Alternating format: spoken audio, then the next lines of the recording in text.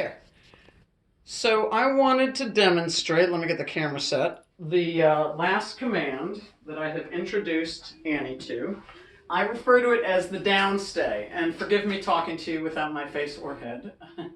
The idea behind the downstay is that when we want a dog to settle down, whether we're at home or if you're out, let's say at a restaurant, if that ever happens again, on a patio, or if you're at somebody else's house or whatever, where it would be nice. Maybe you're taking her out to Lowe's home store. I use the downstay a lot. When I want a dog to settle and be quiet, I put them in a downstay. And what that means is that you're telling the dog to lay down, and the idea is that she must stay down there until you release her. I use the word break, for example. So I start by teaching her what down means. And when she does the down, when she lays down, at the beginning I reward her with treats because she's learning the meaning of the word, so I reward her with treats.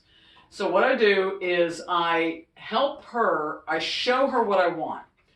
We have a leash connected to her collar, and what you're going to see me do is step my foot on the leash so that it gently pulls her neck toward the floor a little bit. Not in a harsh way, it's just putting pressure on the back of her neck. That explains to her what we mean by down. So I step on it and I repeat, and then you'll see she gets it and starts to lay down. When she lays down, I reward her. Now here's a kicker. We must also teach her the release word, which for me is break. Understanding the release word is just as important as understanding down. Because when she really understands break, then she starts to get the context of it, which is, oh, I lay down until they say break. So break is just as important. A lot of times people think that the word down is the most important thing. They are equally important. So what you're going to see me do before I release her is I'm going to stand up so that I can tug the leash. So when I say break, I'm showing her what that means. So first we show her what down means by putting some pressure on the back of her neck, just a little bit. I use my foot because I don't have to bend over as far. And then a little pop to say, let's go, when I tell her break. So let's have her do this. Let's go, baby. You good girl. Good girl, Annie. Come here, baby. So here we go. Oh, I should also say that I never use the word sit before I say down. Dogs who are taught to lay down by sit and then down often think that it's all one command. So those dogs are more likely, when you tell them to lay down, to pop back up into a sit. So when I teach down, you'll notice I never say sit. If she sits on her own, that's fine. But otherwise, everything I'm doing is from a standing position unless she sits herself down. So here we go. Here's the leash. See the leash? And I am about to step on it and say, and you'll see, say, Annie, down, and I point. Yes, good girl. Good girl, Annie. I'm still stepping on the leash just in case she tries to get up.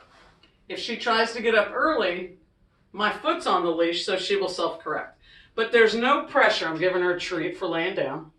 There's no pressure on her neck right now. I'm just standing, one, as a safety measure in case I'm out in the world. But also because if she were to pop up, she'd only be able to barely stand up and it would self-correct. So now I take my foot off the leash. Untangle, foot's off the leash. And she is laying there sweet as you please. Now I'm going to grab the leash. If she pops up before I tell her it's okay, I don't correct her. And I don't say the words again. I do not use the command again. All I will do is put her back in the position. So now I'm going to stand up. She's doing great. Normally when you stand up, they'll move. And break. Good girl. Good girl. And then I give her another treat after she breaks. So she's learning that this is a sequence. We say down, and we hold it there until we say break. Once she understands down, I'll phase out treats. And then when she understands break, I'll phase out treats. Also, as she starts to understand break, we won't have to pull on the lead anymore. But right now, she's still working it out. All right, here we go. Leave it. Good girl. So she chose that position sitting on her own. Here I go again. Here's my foot. Here's the leash. And I just gently but firmly, Annie, down. And I point. I like to use hand signals because as she gets older, yes, good girl. Now I'm not holding her down. Here are my feet. So I'm not on the leash. Here's the leash. The better she gets at it. She's also tired, so she's more compliant. She's happy to lay down. But the idea here is that we will, as time goes by, sort of challenge her more and more, just like we do with every other command. So I'm going to jump ahead here. Here's her leash. I'm not touching it. She's still chewing on her treat. But I'm going to move around, and I'm going to go behind her, which always tempts the dog to pop up. Look how good she is. Proofing is seeing, what can we do that will cause you to pop up. So she didn't pop up. Oh, that's so excellent. So excellent. Look at her. So she's really getting the hang of it. She's so smart. Now, let's see if she's understanding the release word at all. Annie, break. Yes, good girl. She's a genius. So even though this time she seemed to understand what break meant, I would still repeatedly use the leash to show her. Don't assume that because she has it, quiet. Don't assume that because she gets it one day that she's got it for good. That's Moxie, her friend, barking. We always want to make sure we give her enough direction.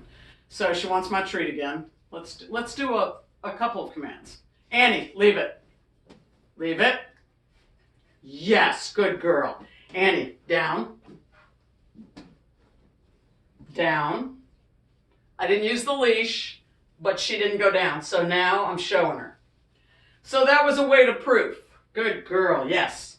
So I told her down and I pointed, but she didn't get it yet. So I went back to using the leash. So now she's in the down. I wanted to see if she would, there we go. She popped up early. I do not correct her.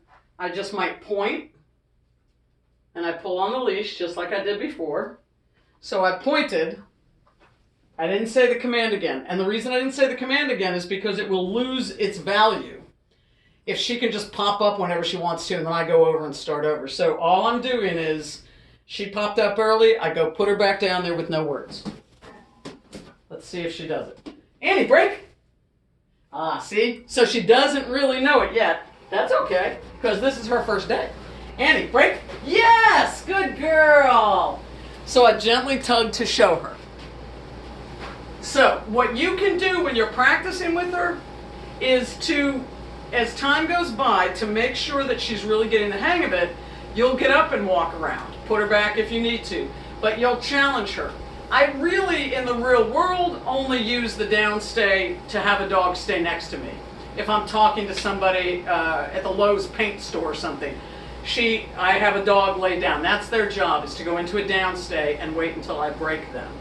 So I'll send you a lot of written description about this, but if you have any questions, let me know. I love this command because it tells a dog when you're busy what you want them to do, and it gives them clarity. It also is a really relaxing position for them, so it helps them calm down.